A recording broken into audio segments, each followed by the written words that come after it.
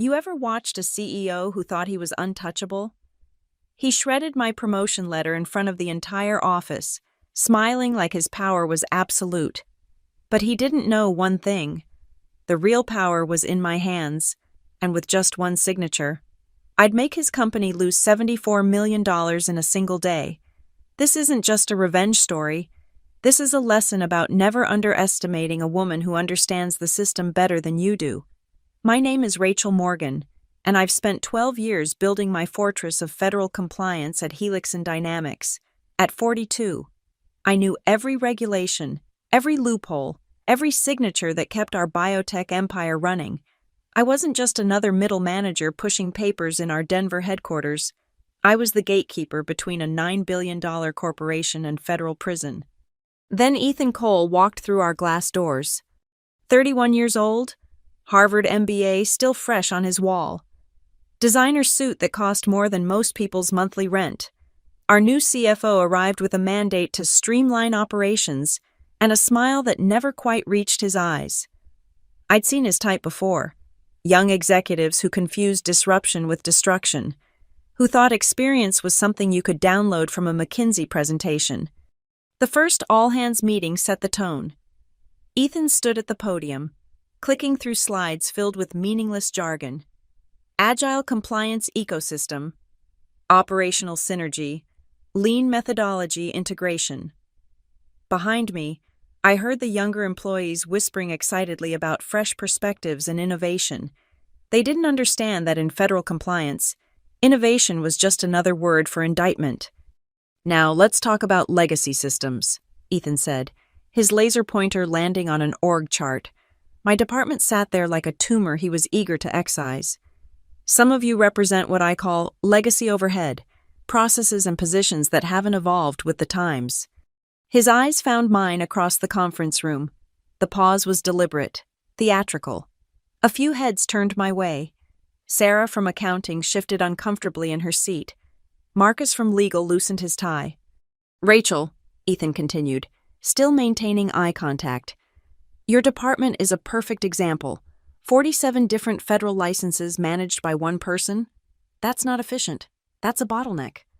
I didn't flinch, didn't argue. I simply opened my laptop and began typing. Not notes from his presentation. I was backing up every critical file, every license number, every federal contact onto my personal encrypted drive. Let him talk about efficiency. I was preparing for war. The meeting dragged on for 2 hours. Ethan outlined his transformation roadmap with the enthusiasm of someone who'd never faced a federal audit. He spoke about reducing redundancies, about modernizing our approach, about bringing Helixon into the 21st century. What he didn't speak about were the 47 federal licenses that required annual renewals, quarterly reports, and constant monitoring, licenses that had my name on them. Not Helixon's name, mine. After the meeting, I walked back to my office, a modest space on the 4th floor with a view of the parking garage. No corner office for the compliance chief. That real estate was reserved for people like Ethan, people who generated revenue instead of preventing catastrophe. My assistant, Janet, followed me in. That was rough, she said, closing the door behind her. Was it? I asked, still typing. He basically called you obsolete in front of everyone. I smiled, fingers never leaving the keyboard. Janet, do you know what happens when you remove a cornerstone because you think it's just another brick? She shook her head. The whole building comes down. That night, I stayed until 11:30, systematically copying every file, every certification, every federal correspondence from the past 5 years. Our IT department would have been horrified if they knew about my shadow admin access, a little backdoor I'd maintained since the system migration 3 years ago. But then again, it reported to finance now, to Ethan. As I packed up my things, I noticed the lights still on in the executive suite. Through the glass, I could see Ethan at his desk, surrounded by consultants half his age, redesigning my department on a whiteboard. They were laughing, drawing boxes and arrows, playing God with people's livelihoods. I thought about walking over, introducing myself properly, explaining why federal compliance couldn't be disrupted like a taxi service or a hotel chain. But then I remembered the way he'd said, legacy overhead, like I was outdated software he couldn't wait to uninstall. No. Let him play his games. Let him think he was the smartest person in the room. Because I knew something Ethan Cole didn't know. In the world of federal compliance, the person who holds the licenses holds the power. And every single one of those 47 licenses had my signature on it. The war had begun. He just didn't know it yet.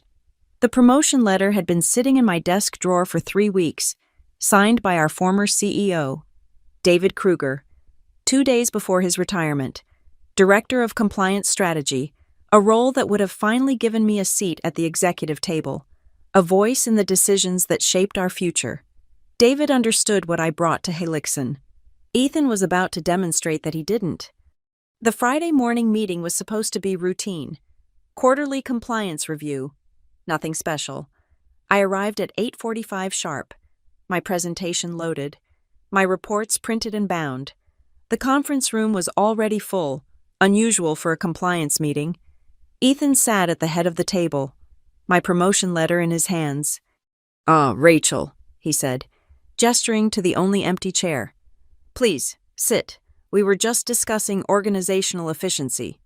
The room felt smaller than usual. I recognized the faces, department heads, senior managers, even some junior staff who had no business being in a compliance review. This wasn't a meeting, it was a show.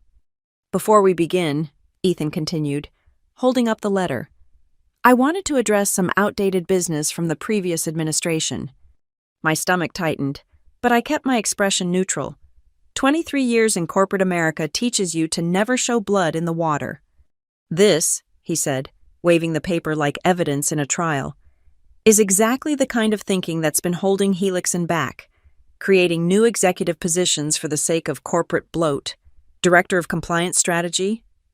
He laughed, a sharp sound that cut through the silence. What's next? Senior Vice President of Paperclips? A few nervous chuckles rippled through the room. I noticed Sarah from accounting wasn't laughing. Neither was Marcus from legal. They knew what that letter meant.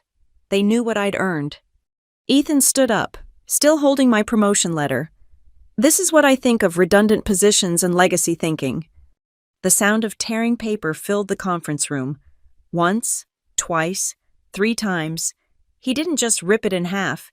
He shredded it methodically, letting the pieces fall onto the conference table like snow. Each tear was deliberate, calculated for maximum impact. We're not in the business of creating unnecessary hierarchy, he said, brushing the paper fragments off his hands. We're in the business of efficiency, of results, of moving forward, not backward. The room was completely silent. I could hear the HVAC system humming, someone's phone vibrating on silent mode, my own heartbeat steady in my chest. Everyone was watching me, waiting for the explosion, the tears, the resignation speech. I gave them none of it. Instead, I opened my portfolio and pulled out my compliance report. Shall we proceed with the quarterly review? We have 47 federal licenses up for renewal in the next 90 days. Ethan blinked, clearly thrown by my lack of reaction. Yes, of course. For the next hour, I presented my report with the same professionalism I'd shown for 12 years. License status updates, regulatory changes, risk assessments. My voice never wavered. My hands never shook. But underneath the table, I was texting Janet on my personal phone. Pull the Section 12B file, make copies, notarize them, today. When the meeting ended, I gathered the torn pieces of my promotion letter from the table, placing them carefully in my portfolio. Ethan watched me, confused. Souvenir? He asked, that smirk returning. Evidence, I replied, meeting his eyes for the first time since he'd destroyed my future. You'd be surprised how important paper trails are in my line of work. Back in my office, I locked the door and finally allowed myself 30 seconds of rage. I wanted to scream, to throw something, to march back to that conference room and explain to that arrogant child exactly what he'd just done. But rage was a luxury I couldn't afford. Not yet. Janet knocked twice, our signal, and entered with a folder. Section 12B, as requested. I've never seen anyone actually invoke this clause. I smiled, signing my name across the bottom of the document. That's because nobody's ever been stupid enough to make it necessary. Section 12B was my insurance policy, buried deep in my employment contract from 12 years ago, a clause that tied my employment status directly to the federal licenses I managed. If I was terminated without cause, every license under my name would automatically expire within 48 hours. It was designed to protect the company from vindictive employees. Instead, it was about to protect me from a vindictive employer. File this with legal, I told Janet, and make sure you get a receipt, time-stamped. She hesitated at the door. Rachel, are you sure about this? I looked at the torn pieces of my promotion letter, now sealed in a clear evidence bag on my desk. He wanted to make an example of me. Janet, he succeeded, just not the way he intended. That night, I updated my LinkedIn profile. Not to job hunt, that would come later. I simply added a new skill to my repertoire: strategic compliance architecture. Ethan Cole thought he'd humiliated me. He thought he'd won. But he'd made the classic mistake of every overconfident executive I'd ever met. He'd assumed the person he was destroying was powerless. In 72 hours, he'd learn exactly how wrong he was. Monday morning arrived with fanfare. Ethan had branded it Realignment Week, complete with branded coffee mugs and motivational posters featuring soaring eagles and meaningless corporate quotes. The entire company was buzzing with nervous energy. After 12 years at Helixson, I was about to interview for my own job. The email had arrived Sunday night at 11:17. All employees would undergo position optimization interviews to ensure they were properly aligned with Helixson's future vision. The younger staff saw it as an opportunity. The veterans saw it for what it was: a purge. I arrived at 7:30, an hour before my scheduled interview. The office felt different. Desks had been rearranged into collaborative pods, walls had been painted in what Ethan called innovation colors, and screens everywhere displayed real-time productivity metrics. It looked like a tech startup had swallowed a biotech company and was still digesting. "Rachel!" a voice called out. Tyler Morrison, fresh out of Stanford, bounced over with the enthusiasm of someone who'd never been laid off. "Isn't this exciting? Ethan says we're finally joining the 21st century. We manufacture medical devices that go inside human bodies. Tyler, some of us were hoping to skip directly to the 22nd. His smile faltered, but only for a moment. That's exactly the kind of thinking Ethan wants to eliminate. He says we need to embrace disruption. I wanted to tell Tyler that in medical devices, disruption meant dead patients and billion-dollar lawsuits. Instead, I smiled and headed to my office, or what was left of it. My nameplate was gone. My certificates had been removed from the walls. 14 boxes sat stacked by my desk with a note. Please categorize all materials as essential, redundant, or obsolete by end of day. Janet stood in the doorway, her face pale. They did this to everyone over 40. It's like they're erasing us. Not erasing, I corrected, starting on the first box. Rewriting, there's a difference. My interview was scheduled for 9:15 in what used to be the boardroom, now renamed the Innovation Hub. 3 people sat across from me. Ethan, of course, flanked by 2 consultants who looked like they'd been ordered from the same catalog: matching haircuts, matching suits, matching tablets where they typed matching notes. "Rachel," Ethan began, not bothering with pleasantries, "tell us why Helixson needs a dedicated compliance department in the age of automated regulation management." It was a trap question. Say the department was essential, and I'd sound like a dinosaur protecting her territory. Say it wasn't, and I'd be arguing myself out of a job. "Helixson doesn't need a compliance department," I said, watching surprise flicker across their faces. "It needs compliance integration at every level. The question is whether you want that integration managed by someone who understands both the regulations and the technology, or by an algorithm that can't tell the difference between a clerical error and a federal violation. Consultant 1 typed furiously. Consultant 2 frowned at his screen. Ethan leaned back, studying me. Interesting perspective. And what would you say to the assertion that your role has become, shall we say, too comfortable? Too set in its ways? I'd say comfort is the enemy of vigilance, which is why I update our compliance protocols every quarter, attend federal workshops every month, and maintain active relationships with 17 different regulatory bodies. But you already knew that. It was in the report I submitted last week. Page 43, if you're looking for specifics. The interview continued for another hour. They asked about modernization, about efficiency, about my vision for the future. I gave them exactly what they wanted to hear. Buzzwords wrapped around enough technical detail to remind them that compliance wasn't something you could learn from a weekend seminar. When it ended, Ethan stood and offered his hand. "Thank you for your time, Rachel. We'll be in touch about your new role." New role? His smile was all teeth. Inventory Management Specialist. We feel your attention to detail would be better utilized in our warehouse operations. Same pay. Of course. We're not monsters. From Chief of Federal Compliance to counting boxes in a warehouse, the humiliation was intentional, designed to make me quit, save them the severance, avoid the unemployment claims. It was clever. It was cruel. It was exactly what I'd expected. "When do I start?" I asked, my voice steady. He blinked, caught off guard again. "You're accepting?" "Why wouldn't I? Helixson has been my home for 12 years. I'm not about to abandon it now." Back in my office, I made 2 phone calls. The first was to my lawyer, confirming that Section 12B was fully activated and properly filed. The second was to my husband, telling him we'd be eating out tonight. I had work to do.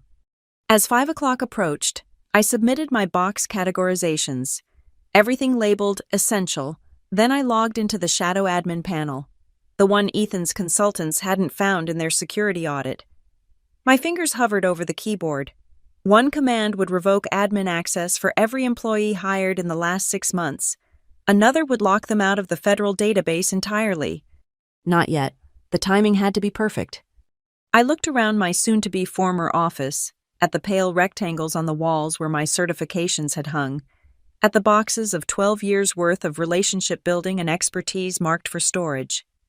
Then I looked at my computer screen, at the 47 federal licenses that still bore my name, at the power Ethan thought he'd stripped away. "Inventory Management Specialist," I said to myself, almost laughing at the absurdity. Let him think he'd won. Let him believe I was broken, humiliated, defeated, because while Ethan Cole was playing checkers, I was playing chess, and I was about to put him in check. The warehouse was a 40-minute drive from the main campus, a deliberate exile designed to break my spirit. For 2 weeks, I counted inventory, checked shipment logs, and wore a yellow safety vest that screamed, "Fallen from grace." But every lunch break, I sat in my car with my laptop, monitoring something far more important than boxes of medical supplies. The 47 federal licenses were time bombs, each with its own detonation date. FDA certifications, EPA permits, DEA registrations for controlled substances used in our pain management devices, a constellation of approvals that kept Helixson operational. And every single one required my personal authorization for renewal or modification. Ethan had made one critical error in his rush to humiliate me. He'd never actually reviewed my employment contract. If he had, he would have found Section 12B, buried on page 37 of the appendices. It was a relic from the company's startup days, when they couldn't afford to lose the one person who understood federal compliance. The clause was simple. If I was terminated without cause, all licenses registered under my name would automatically lapse after 48 hours unless personally renewed by me. My lawyer had been skeptical when I'd invoked it. "Rachel, this clause is 12 years old. They could challenge it." "Let them," I'd replied. "By the time their legal team figures out how to challenge it, they'll have bigger problems." Wednesday afternoon at 3:22. I got the email I'd been expecting. Not from Ethan. He was too smart to leave digital fingerprints. It came from HR, clinical and cold. "Dear Ms. Morgan, we regret to inform you that your position has been eliminated as part of our organizational restructuring. Your employment with Helix and Dynamics will terminate effective Friday at 5 p.m. Please return all company property. I read it twice, then forwarded it to my personal email and my lawyer. The 48-hour countdown would begin Friday at 5:01. By Sunday night, Helixson would be operating illegally. By Monday morning, they'd know it. I spent Thursday cleaning out my warehouse locker, making small talk with the shipping crew, who'd been surprisingly kind to the executive who'd been knocked down to their level. They didn't know I'd been documenting every safety violation, every corner cut in the name of Ethan's efficiency. You see things differently from the bottom of the corporate ladder. Friday arrived gray and drizzling. I turned in my badge at 4:30, signed my termination papers at 4:45, and walked to my car at 4:55. At exactly 5:01, I sat in the parking lot and activated the automated notification system I'd set up 2 weeks earlier. 47 emails went out simultaneously to 47 different federal agencies, each one identical. Please be advised that Rachel Morgan is no longer employed by Helix and Dynamics effective today. All licenses and certifications under her authority will expire in 48 hours per contractual obligations. Renewal requests should be directed to Helixson's Chief Financial Officer, Ethan Cole. Then I drove home, poured myself a generous glass of Malbec, and waited. Saturday passed quietly. I imagine Ethan spent it celebrating his successful restructuring, maybe golf with the consultants, definitely champagne with the board members who'd backed his vision. The emails from federal agencies would be sitting in Helixson's general inbox, unread until Monday. Government bureaucracy had its advantages. Sunday at 5:01 p.m., the first license expired. FDA certification for our flagship insulin pump controller. Without it, every unit shipped would be technically illegal. The dominoes were starting to fall. I spent Sunday evening at a spa, getting a manicure in a shade called Deep Crimson Victory. The nail technician asked if I had a special occasion. "You could say that," I replied, admiring how the color caught the light. "Tomorrow, someone learns that power isn't about the office you sit in or the title on your business card." She nodded like she understood. Though she couldn't possibly. How could I explain that tomorrow morning? Ethan Cole would walk into a crisis entirely of his own making? That every efficiency he'd implemented, every cost he'd cut, every person he'd humiliated would pale in comparison to operating without federal compliance? My phone buzzed. A text from Janet.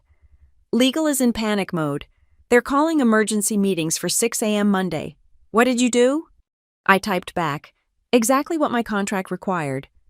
By my calculation, Helixson had about 14 hours before their biggest client called to verify their FDA certifications for a $74 million order.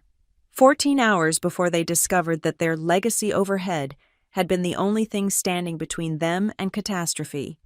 I finished my wine, set my alarm for 8 a.m., and went to bed. Tomorrow promised to be educational for everyone involved. Ethan Cole thought he understood power because he could destroy careers and rearrange org charts. But real power?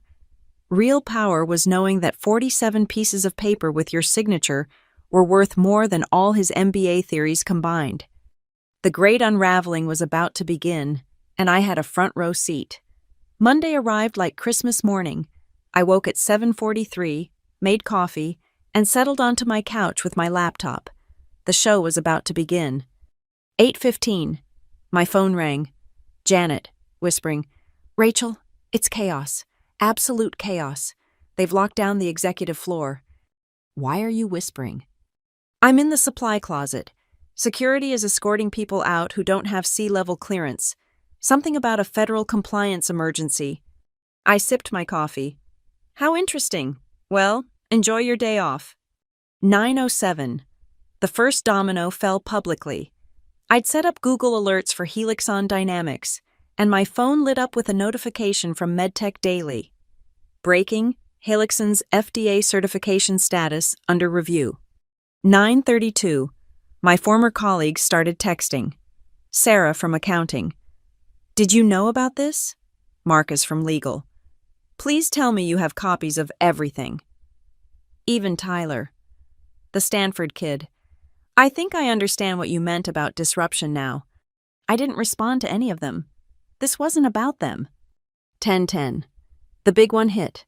I watched it happen in real time through Helixson's vendor portal, a backdoor access I'd maintained for exactly this moment. Cardinal Health, our largest client, had logged in to verify our certifications before processing their $74 million order for next-generation insulin pumps. The system returned exactly what I knew it would. Invalid license, certification expired. I pictured the purchasing manager's face, the frantic phone calls, the emergency escalation. Cardinal Health didn't mess around with compliance. One expired license meant immediate contract suspension. 47 expired licenses meant something else entirely. Complete vendor disqualification. 10:35. My phone rang. Unknown number. Denver area code. I let it go to voicemail, then another, and another. By 10:45, I had 17 missed calls and a voicemail box approaching capacity. The first message was from someone in legal I'd never met. Ms. Morgan, this is Bradley from Helixson Legal. We need to discuss your recent termination and some contractual matters. Please call immediately. The fifth was from Ethan himself, his voice tight with barely controlled panic. Rachel, there seems to be some confusion about license transfers. Call me back, now. The 12th was from someone who identified himself as Cardinal Health's Chief Procurement Officer. Ms. Morgan, we're trying to understand the situation with Helixson's federal certifications. Our systems show you as the license holder. Please contact us urgently. But it was message number 17 that made me smile. Gregory Hale, CEO of Helixson Dynamics, calling from his vacation home in Florida. Rachel, I'm just learning about this situation. I need you to call me immediately. Whatever happened between you and Ethan, we can work it out. The company needs you. Needs, present tense, not needed, needs. I deleted all the messages and went back to my coffee. 11:47. The Wall Street Journal posted a brief article. Helixson Dynamics faces potential FDA compliance crisis. Their stock price dropped 12% in 15 minutes. I did the math. Roughly $1.2 billion in market cap. Evaporated. 12:30. I decided to check my email. 237 new messages. I scrolled through. Reading subject lines. Urgent. License renewal authorization required. Emergency compliance meeting. Your attendance mandatory. Where are you?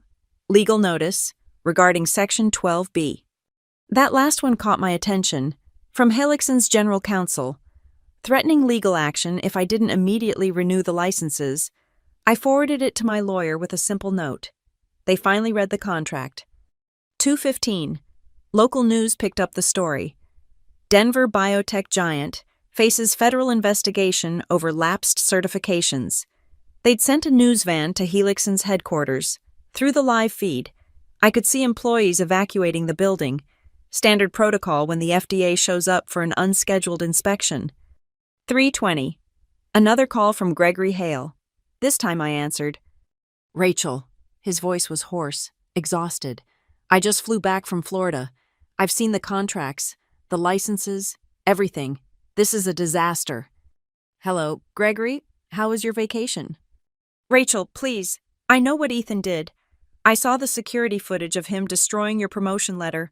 I know about the warehouse reassignment. It was wrong. All of it. Yes, I agreed. It was... What do you want? Your job back? The promotion? Name it. I want you to understand something. Gregory, every quarter for 12 years, I sent you reports about the critical nature of compliance infrastructure. Every budget meeting, I requested additional staff to create redundancy in license management. Every time, I was told we couldn't afford it. That one person was enough. Silence on the other end. Well, I continued, you were right. One person was enough. As long as that person was appreciated, respected, and properly compensated, Ethan thought he could humiliate me into quitting quietly. Save the severance. Avoid the unemployment claims. Very efficient. Rachel, Check your email. Gregory, I just sent you my consulting terms. 6-month contract, triple my previous salary, plus a completion bonus. Oh, and Ethan's resignation letter needs to be on my desk before I'll even consider starting. That's extortion. No. Gregory, extortion would be if I threatened to let your licenses expire. I'm not threatening anything. They already expired. I'm offering to help you fix a problem your CFO created. That's consulting. I hung up and went back to watching the news. The reporter was interviewing confused Helixson employees in the parking lot. One of them was Tyler from Stanford, looking significantly less enthusiastic about disruption than he had 3 weeks ago. 4:45, my lawyer called. They've agreed to your terms, all of them. Ethan's already cleaning out his office. Make sure they know I don't start until Monday. They can sweat through another week of federal investigations. Rachel, you realize you just cost them $74 million? No, I corrected. Ethan cost them $74 million when he decided expertise was obsolete. I'm just the bill coming due. I poured another glass of wine and raised it to my reflection in the laptop screen. Tomorrow, Ethan Cole would be just another unemployed executive with a catastrophic failure on his resume.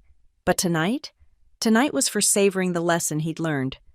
Never tear up the promotion letter of someone who holds your company's life in her hands. Some signatures are worth more than others. Mine were worth exactly $74 million. The unraveling of Helixson dynamics happened with the precise brutality of a controlled demolition. From my living room command center, I watched each support beam buckle, each floor collapse into the next.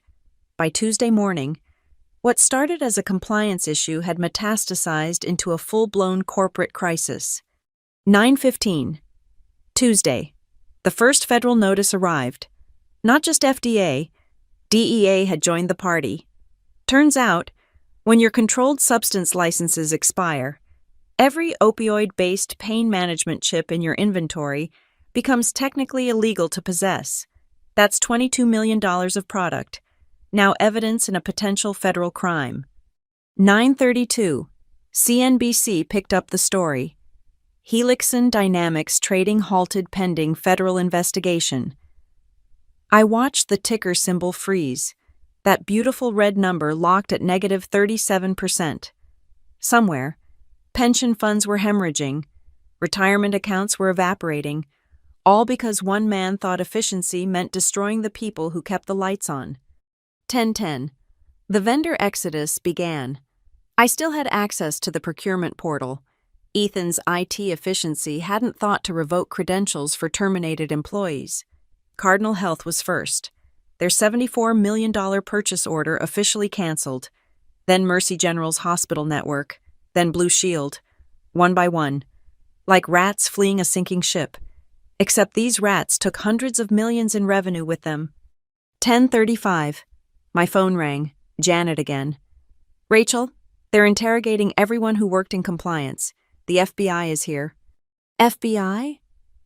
That was unexpected. Delightful, but unexpected. Something about interstate commerce violations. They're seizing servers. I heard someone mention potential criminal charges for operating without federal authorization. I muted myself before laughing. When you ship medical devices across state lines without proper certification, it becomes a federal crime. Every unit Helixson had shipped since Sunday night was evidence. Ethan hadn't just cost them money, he'd potentially bought them criminal prosecution. 11:47. Gregory Hale called again. I didn't answer, but I did listen to his voicemail. Rachel, the board has accepted Ethan's resignation. He's been escorted from the building. Please, we need those licenses renewed immediately. The FBI is threatening to arrest our entire C-suite. Tuesday afternoon through Wednesday became a blur of schadenfreude. News vans multiplied outside Helixson's headquarters like bacteria in a petri dish. Former employees gave anonymous interviews about the toxic restructuring. Business journals ran think pieces on the $74 million ego, how one executive's hubris destroyed a biotech giant. Thursday morning at 6 a.m., I finally checked my email again. 843 messages, congressional subpoenas, class action lawsuits from shareholders, desperate pleas from former colleagues, and buried among them, one from Ethan Cole's personal Gmail. Rachel, I know you won't respond, but I need you to know I'm sorry. I was wrong. I thought I understood how companies worked, but I was just a child playing with matches in a gunpowder factory. My wife left me. My reputation is destroyed. No firm will touch me. I'm 31 years old, and my career is over. You won. Congratulations. I read it twice, waiting to feel sympathy. Nothing came. He'd learned the price of humiliation, just from a different teacher than he'd expected. Thursday, 2:15 p.m. The final domino. The Washington Post published an investigative piece. How a single signature toppled a $9 billion company. They'd done their homework, tracking down former employees, analyzing the compliance structure, even getting quotes from federal regulators who called it the most preventable corporate disaster in modern history. My favorite quote came from an unnamed FDA official. We see companies play fast and loose with compliance all the time, but this was like watching someone set fire to their own house because they didn't like the color of the paint. Friday morning, I walked back into Helixson Dynamics for the first time in a week. The building felt hollow, traumatized.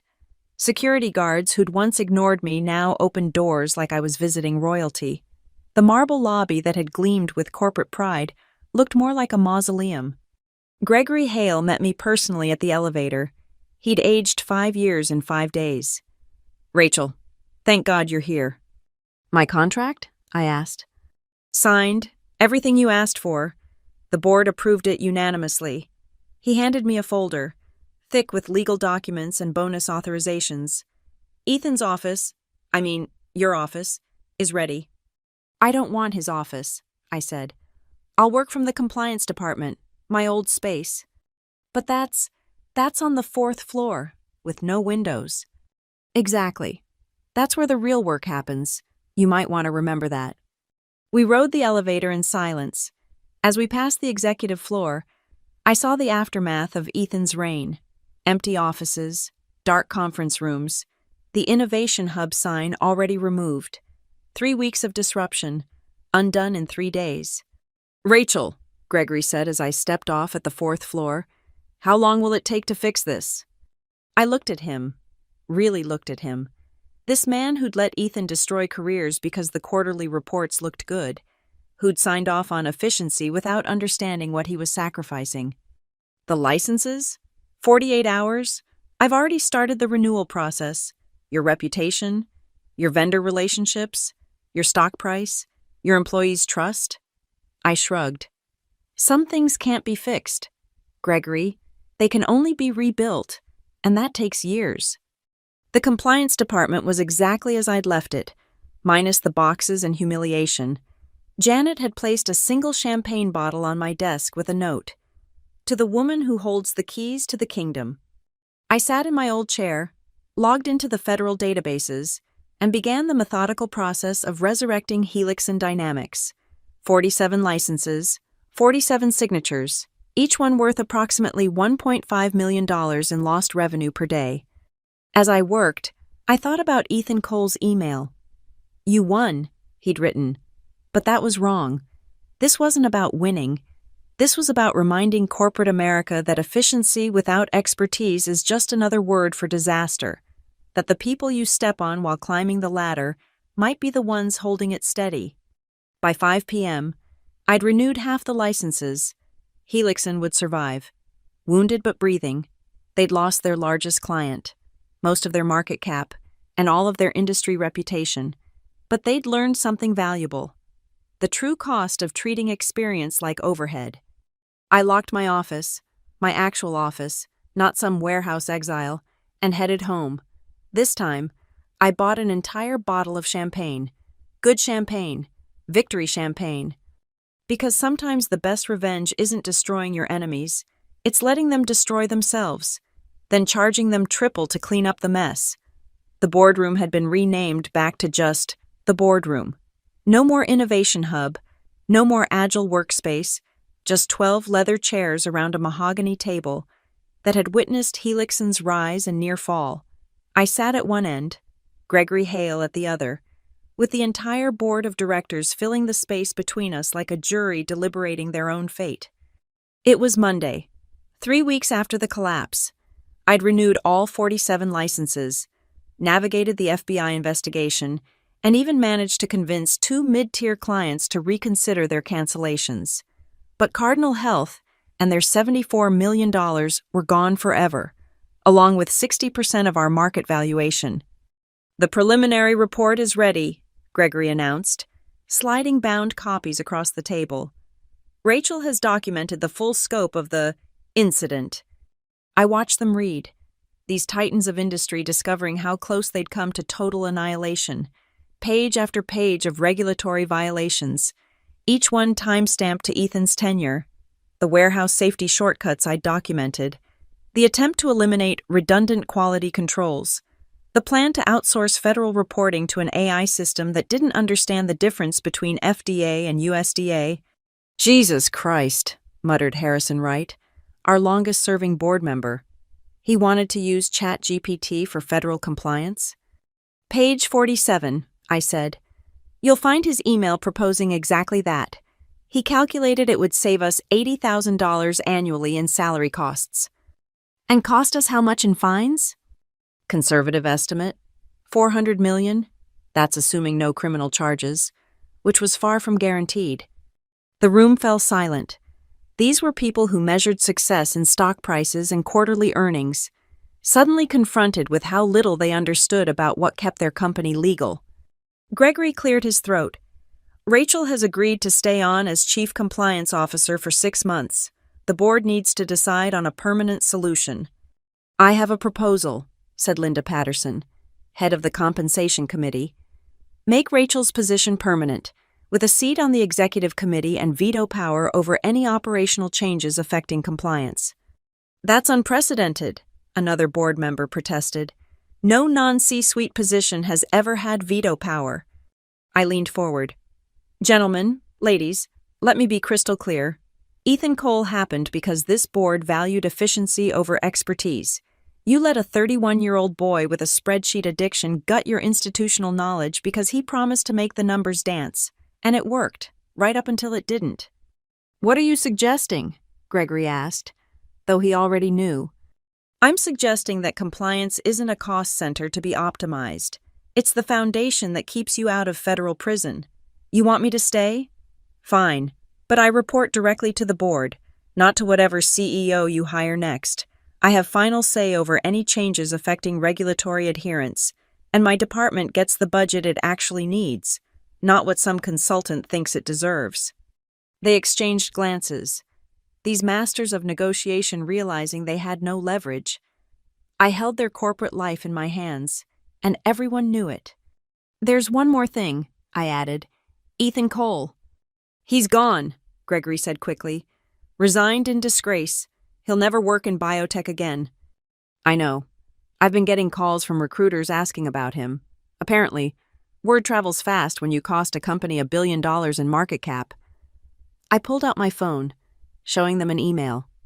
"This morning, he applied for a position at MedTech Solutions as a junior compliance analyst." The irony wasn't lost on anyone. The man who'd tried to eliminate compliance was now desperately trying to learn it. "He listed me as a reference," I continued. "What should I tell them?" The board shifted uncomfortably. They expected vengeance, the final twist of the knife. "Tell them the truth," I said. "That Ethan Cole is brilliant at identifying inefficiencies, that he works 18-hour days and genuinely believes in optimization, that he's one of the most driven individuals I've ever met." I paused. "And that he's also living proof of what happens when ambition operates without wisdom. Let MedTech Solutions decide if that's a risk worth taking." Linda Patterson smiled. "That's unexpectedly generous." "It's not generosity, it's justice. He'll spend the rest of his career in entry-level positions, knowing exactly how far he could have risen if he'd just respected the people who knew better. That's a more fitting punishment than unemployment." The vote was unanimous. I became Helixson's first chief compliance officer with board-level authority, a salary that would make Ethan weep, and the guarantee that no future CEO could touch my department without my explicit approval. As the board filed out, Gregory lingered. Rachel, I need to ask, when you activated Section 12B, when you let those licenses expire, did you know it would go this far? I gathered my papers, thinking about those 48 hours when I'd held Helixson's fate in my hands. The truth was, I'd known exactly what would happen. Every domino, every collapse, every federal agent who would walk through our doors. 12 years of experience had taught me that compliance wasn't just about following rules, it was about understanding consequences. Gregory, I said, when someone tears up your promotion letter in front of your peers, when they exile you to a warehouse, when they call your life's work legacy overhead, they're sending a message. They're saying your expertise has no value. And you sent a message back? No, I let the federal government send the message. I just provided them with the address. I left him standing there, contemplating the rubble of Ethan's efficient new world. Outside my office, my real office, with its lack of windows and abundance of federal regulations, Janet waited with a bottle of champagne. Celebrating? She asked. Remembering, I corrected. Ethan thought power was about moving people around an org chart, but real power is understanding that some people can't be moved. They can only be destroyed, and sometimes destroying them destroys everything else too. We drank champagne from coffee mugs, there in the unglamorous fourth floor of a building that had nearly collapsed from the top down.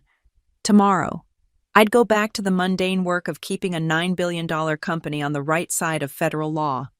But tonight, I savored the truth that every executive should understand. The person you humiliate on Monday might be the only one who can save you on Friday, and by then, their price will have gone up considerably. 6 months later, I stood in the same boardroom where Ethan had once presented his vision of an optimized Helixson. But this time, I wasn't fighting for survival. I was presenting our comeback story. Federal compliance rating, 100% for 2 consecutive quarters, I announced, clicking through slides that showed green check marks instead of red warnings. Client confidence index up 43%. And yes, we've recovered 30% of our lost market cap. The board members who'd once viewed compliance as overhead now hung on every word. They'd learned their lesson in the most expensive classroom imaginable, the free market. Any word from Cardinal Health? Gregory asked, hope creeping into his voice. They've agreed to a meeting next month, no promises, but they're willing to listen. I paused. Their new procurement officer mentioned she was impressed by our renewed commitment to regulatory excellence. What I didn't mention was that their new procurement officer was Sarah Martinez, who'd left Helixson during Ethan's purge and remembered exactly who'd kept the company afloat for 12 years. Sometimes the best revenge is served by people you've never even met. After the meeting, I returned to my office, still on the 4th floor, still without windows, now with a nameplate that read Chief Compliance Officer and a salary that made it all worthwhile. Janet knocked and entered with a package. This just arrived for you, she said, placing it on my desk with a knowing smile. Inside was a single piece of paper and a handwritten note.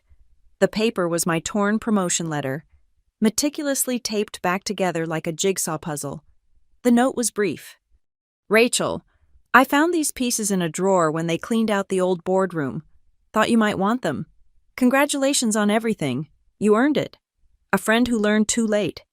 No signature, but I recognized the handwriting. Ethan Cole, reaching out from his new life as a junior compliance analyst 70 miles away.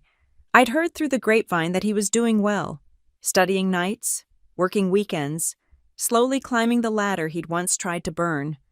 I looked at the reconstructed letter, this artifact of corporate humiliation transformed into something else entirely, a reminder, a warning, a trophy. Janet peered over my shoulder. Are you going to frame it? No, I said, carefully folding it and placing it in my desk drawer. Some things are more powerful when they're hidden, like shadow admin access, like Section 12B, like the knowledge that keeps companies alive. That evening, I met Marcus from legal for drinks. He'd survived the purge and now ran a team twice the size of Ethan's entire optimization budget. "You know what the real irony is?" he said, raising his beer. "Ethan was right about one thing. Helixon did need disruption, just not the kind he was selling." "Oh?" "We were complacent, comfortable, taking people like you for granted. His disaster forced us to recognize what actually keeps this place running." He clinked his glass against mine. "To the most expensive lesson in corporate history." "To expensive lessons," I agreed, "and the people who teach them." As I drove home that night, I passed by the warehouse where I'd spent 2 weeks in exile. The building looked the same, but I saw it differently now, not as a place of humiliation, but as a strategic position, the bunker where I'd planned my campaign. My phone buzzed with a LinkedIn notification, another message from a recruiter. The 5th this week, news of my single-handed rescue of Helixon had made me something of a legend in compliance circles. The offers were flattering, some double my current salary, but I wasn't interested. You see, Helixon had learned its lesson, but corporate America hadn't. Somewhere out there, another Ethan Cole was preparing to optimize away another company's foundation. Another CEO was about to discover that PowerPoints couldn't replace expertise. Another board was about to learn that efficiency without understanding was just destruction with better branding. And maybe, if they were very unlucky, they'd learn it from someone like me. Someone who understood that true power wasn't about climbing the corporate ladder. It was about knowing which rungs keep the whole thing standing. I pulled into my driveway, where my husband waited with takeout from our favorite restaurant. "How was your day?" he asked, the same question he'd posed for 12 years. "Educational," I replied, the same answer I'd given the night Ethan tore up my promotion. "Very educational." Inside, I poured 2 glasses of wine, not the champagne of victory or the Merlot of revenge, just a simple Pinot Grigio for a Monday evening. We toasted to ordinary things, to Tuesday morning meetings, to federal databases that never sleep, to the quiet competence that keeps the world turning. Because that's the final lesson in this story of corporate karma. Power isn't always loud. Sometimes it's the quiet click of a keyboard at 4:30 on a Friday afternoon, entering a single line of code that brings an empire to its knees. Sometimes it's knowing when to hold your cards and when to show them. And sometimes, just sometimes, it's watching a 31-year-old executive learn that the person he stepped on to reach the top was the only one who knew how to work the elevator. The newspapers called it the $74 million mistake.